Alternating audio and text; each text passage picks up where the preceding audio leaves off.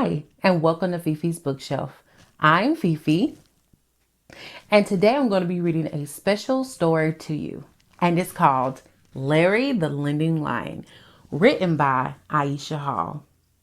This book is special because it's about how to be responsible with your money. So, get cozy and lend me your ears, and let's get reading. In the town of Moneyville, right next to a lake, Larry the Lending Lion owns a penny bank. Early every morning, Larry proudly wakes up.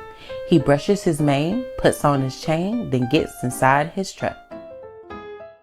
When an animal borrows 1 penny, they have to pay back 10. Trusting that someone will pay you back is what it means to lend. 2 pennies cost 20 cents, 4 pennies cost 40. But not every animal pays back what they borrow. Some of them are naughty. Larry drove into the town to try and get his money. He jumped in his truck, then sped in a rush to Mr. Jack the Bunny. Jack the Bunny lived alone in a very, very big house. Larry the Lion knocked on the door, but Jack would not come out. "I know you're in there, Jack the Bunny, and now you owe me plenty. I let you borrow 2 shiny pennies, so now you owe me 20. Jack the Bunny opened the door, and Larry the Lion let out a roar. He told him that it's time to pay. The longer he took, he'd owed him more. Jack the Bunny smiled and said, "I'll pay you back tomorrow." Larry the Lion asked him, "Do you know what it means to borrow? When you come in my bank and I lend you pennies, they are not yours to keep. You promised me you'll pay me back in just a couple of weeks." Jack the Bunny told the lion, "Don't worry, I have a plan. I borrowed 2 pennies to buy some lemons and open a lemonade stand." Larry the Lion gave him a chance and hoped the bunny would pay. He gave Jack the Bunny a second chance and went about his day. His next trip was over the lake and into the heart of the city. He stopped at the house of Greedy the Frog, who lived on a log near a lily. Greedy the Frog borrowed 10 pennies, and that was a big amount. He owed the lion so much money, Larry the Lion lost count. "Don't worry," said Mr. Greedy the Frog. "Take my wallet. It's 10 pennies. I checked."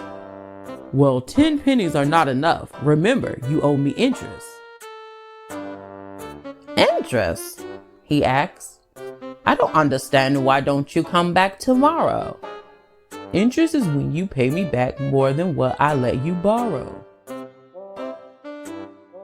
"Larry the London Lion, I have no pennies. I'll never pay you that. I'm Greedy the Frog. Now get off my log. You fell into my trap. Ha ha ha." "My pennies don't belong to you. And why did you borrow so many? According to the interest amount, you owe me 100 pennies.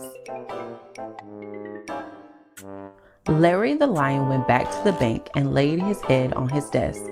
He took off his tie and started to cry. Things were such a mess. Then suddenly someone knocked on the door. A hippo who wore a frown. It was Hippo Hector, the tax collector, ready to shut him down. Hippo Hector the tax collector told Larry to pay a tax. He decided to sit the lion down and explain a couple of facts. "I'm a tax collector, and I visit businesses everywhere. Each owner of a company must pay for things we share. Hospitals, schools, stores, and streets are things that may seem free, but actually they're really not. We all must pay a fee. And you, Mr. Larry the Lending Lion, have not paid your tax." "It's not my fault. They take my pennies and never pay me back. I don't have any pennies left. I gave them all away. But please don't close my penny bank. Just give me one more day."